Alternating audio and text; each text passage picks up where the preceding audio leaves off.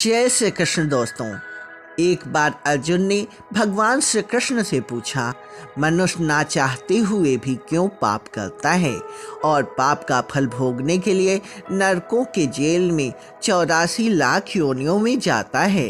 भगवान श्री कृष्ण ने उत्तर देते हुए कहा, कामना मनुष्य पाप कराती है और कामना से उत्पन्न होने वाला क्रोध और लोभ यही मनुष्य को पाप में लगाते हैं और पाप से दुखी होता है, दुर्गति में जाता है। मनुष्य के मन में, इंद्रियों में, बुद्धि में, अहम में विषयों की कामना का वास होता है।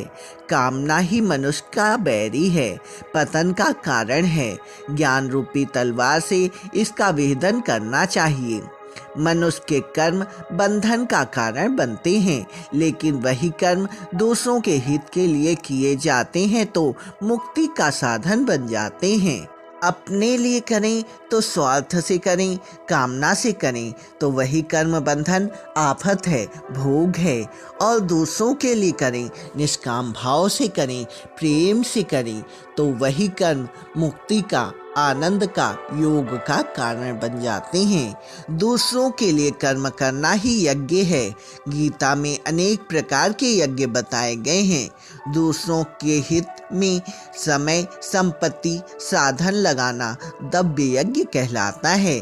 परमात्मा की प्राप्ति के उद्देश्य योग करना योग यज्ञ कहलाता है।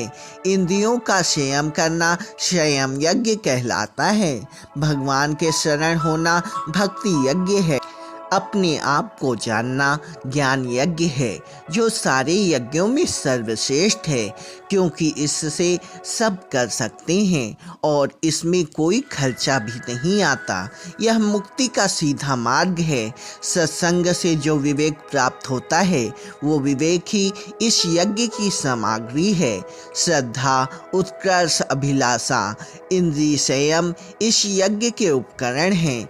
हमें ज्ञान यज्ञ में अपनी कामनाओं की आहुति डालकर जीवन मुक्ति का फल प्राप्त करना चाहिए।